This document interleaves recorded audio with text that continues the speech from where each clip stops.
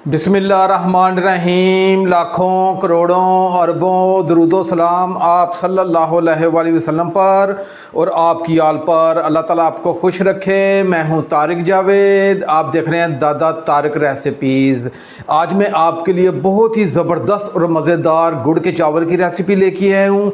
इसे बनाने का क्या तरीका है और गुड़ के शीरे को कैसे तैयार करना है और उसे कितना पकाना है और चावलों को कितना आपने पकाना है और चावल और गुड़ को मिक्स करके इसे कैसे पकाना है, ये सबसे अहम है। आपने शुरू से लेके आखिर तक इस नाचीज़ की वीडियो गुड़ के चावल की रेसिपी आपने वॉच करनी है और सिर्फ एक मरतबा आपने अपने घर में बनानी है। घर के तमाम अफराद इसे बहुत पसंद करेंगे और आपकी तारीफ भी करेंगे। आइए अपनी रेसिपी की तरफ चलते हैं। आज की रेसिपी के लिए मैंने आधा किलो 500 ग्राम ये कच्ची बासमती के चावल हैं ये लिए हैं और इसे मैंने अच्छे तरीके से 3 से 4 पानी पहले धो लिया ताकि इसका जो स्टार्च वगैरह था वो निकालना है।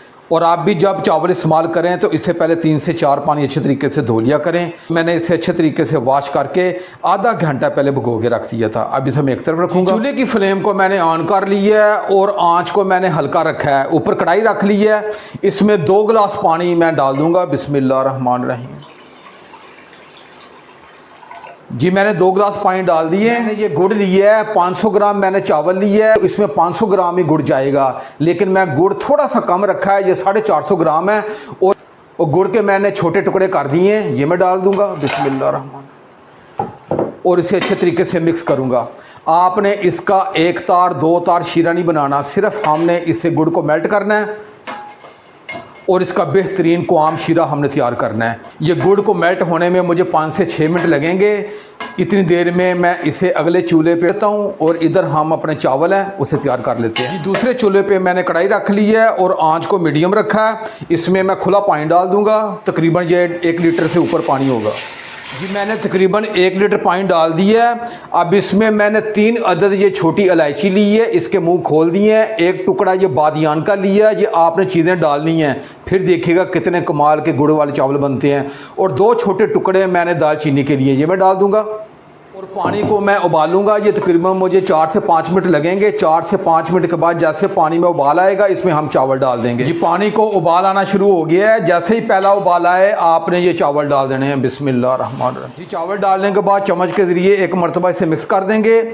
अब इसे हमने 1 कनी 2 कनी नहीं रखनी, पूरा इसे उबालना है चावल को, जैसे हम दाल चावल के लिए चावल को उबालते हैं। और अब दूसरी तरफ हमारा जो गुड़ का शीरा था उसका ढक्कन उठा के भी चेक कर लेते हैं। ये नहीं, ये बेहतरीन गुड़ मेल्ट हो चुका है और इसका हमने 1 तार 2 तार शीरा नहीं बनाना। असल इसका मकसद था इसे गुड़ को हमने मेल्ट करना है। अब ये चूल्हे की फ्लेम को इसे मैं ऑफ़ करूँगा और इसे ठंडा करूँगा। ठंडा करने के बाद इसे स्ट्रेनर की मदद से या मलमल के कपड़े से मैं इसे अलग छान लूँगा। मेरे पास मलमल का कपड़ा भी है, स्ट्रेनर भी है। आपने दोनों में से कोई आपने एक चीज़ ले लेनी है। आपने इसे अच्छे तरीके से छान लेना है क्योंकि ये गुड़ है, ये मैदानी इलाकों में बनता है। इसमें कोई तिनका या कोई रेत वगैरह होगी तो वो निकल आएगी बाहर। अब इसे ठंडा करके इसका शीरा मैं अलग बर्तन में डाल लूँगा। चावलों को मैंने अच्छे तरीके से पका लिया है। इसकी मैंने 1-2 कनी नहीं रखी, फुल इसे मैंने उबाल लिया है। आपने चावलों को फुल उबालना है। अब जो चूल्हे की फ्लेम को मैं एक मरतबा ऑफ़ करूँगा। आपको ये थोड़ा सा पानी से भी अंदाज़ा हो रहा होगा कि ये चावल हमारे मुकम्मल ये कुक हो चुके हैं और इसे हम ये चेक भी कर लेते हैं। ये देखिएगा मुकम्मल आपने इसे चावलों को उबाल लेना है जैसे हम दाल चावल के लिए उबालते हैं चावलों को। अब जब मैं चूल्हे की फ्लेम को ऑफ़ कर दिया है और इसमें जो थोड़ा बहुत पानी है इसे स्ट्रेनर की मदद से मैं अलग कर लूँगा और चावलों को अलग करके इसे अलग प्लेट में निकाल लूँगा। सबसे अहम मरहला है, आपने पूरी वीडियो को मेरी वॉच करना है। मैंने चूल्हे की फ्लेम को ऑन कर लिया और आँच को हल्का रखा है, ऊपर कढ़ाई रख ली है। आँच कितनी चाहिए ये मैं आपको दिखा भी देता हूँ। ये देखिए हल्की आँच पे ये मैंने कढ़ाई रखी है। इसके अंदर मैं 1/2 कप से थोड़ा सा कम ये मैं ऑयल डाल दूँगा। आप घी भी डाल सकते हैं, अगर देसी घी हो तो इसके साथ और भी बहुत ही कमाल का जायका आएगा। मेरे पास देसी घी नहीं था तो इसलिए मैं ऑयल का इस्तेमाल करूँगा। और अब आपने जो मैं स्टेप लूँगा वो आपने गौर से देखने हैं। ऑयल को मैं अच्छे तरीके से गर्म करूँगा। जी ऑयल हमारा गर्म हो चुका है। अब मैंने चूल्हे की फ्लेम को एक मरतबा ऑफ़ कर देना है। जी चूल्हे की फ्लेम को मैंने ऑफ़ कर दी है। अब मैंने 4 अदद ये छोटी इलायची ली है, इनके मुंह खोल दिए हैं और 1 टेबलस्पून मैंने जैसे सौंफ ली है। सौंफ आप डालिएगा, कमाल का जायका आएगा। ये मैं डाल दूंगा और चूल्हे की फ्लेम को मैंने ऑफ़ किया हुआ है और ऑयल हमारा गर्म है और इसे 20 से 25 सेकंड के लिए मैं फ्राई करूँगा। जी मैंने छोटी इलायची और सौंफ को 20 से 25 सेकंड के लिए फ्राई कर लिया है और इसका बहुत ही अच्छा सा फ्लेवर इस ऑयल में आ गया है। अब ये हमारे पास गुड़ का शीरा था, मैंने एक स्टेनर ले लिया है, इसकी मदद से ये मैं गुड़ के शीरे को छान दूंगा। बिस्मिल्लाह। और आपको ये स्टेनर में नज़र भी आ रहा होगा जब बारीक से तिनके से, ये आप लाजमी छान लिया करें क्योंकि ये मैदानी इलाकों में बनता है। अब इसे मैं एक तरफ रखूँगा और अब मैं चूल्हे की फ्लेम को दोबारा ऑन करूँगा। जी चूल्हे की फ्लेम को मैंने दोबारा ऑन कर लिया है और इसे मैं दोबारा पकने के लिए रख दिया है। जैसा पहला उबाल आएगा इसमें हम चावल डालेंगे। जी गुड़ के शीरे को उबाल आना शुरू हो गया है। अब ये हमारे चावल हैं जिसे हमने पहले अच्छे तरीके से इसे कुक कर लिया, ये डाल दूँगा और इसे चम्मच के ज़रिए अच्छे तरीके से मिक्स कर दूँगा और आँच को मैंने थोड़ा सा हल्का कर दिया है। आज आप मेरे तरीके से गुड़ वाले चावल बनाएं, इंशाल्लाह आप कहेंगे कि वाकई दादा तारक भाई ने कोई रेसिपी दी है। आपने चावलों को 100% कुक कर लेना है, इसकी एक कनी दो कनी आपने रख के चावल को नहीं उबालना। अब ये चूल्हे की फ्लेम को मैं थोड़ा सा हाई करूंगा और इसके अंदर जो थोड़ा सा पानी है इसे मैंने खुश्क करना है। अब मैंने ये बादाम लिए हैं, ये तकरीबन 10 से 12 अदद मैंने बादाम लिए हैं और इसे मैंने गर्म पानी में आधा घंटा पहले भिगो के रख दिया था और इसके छिलके उतार लिए थे। ये मैं नारियल है, इसे मैंने बारीक काट लिया था, ये डाल देंगे। और ये किशमिश है, मैंने इसे अच्छे तरीके से धो लिया, ये भी डाल देंगे।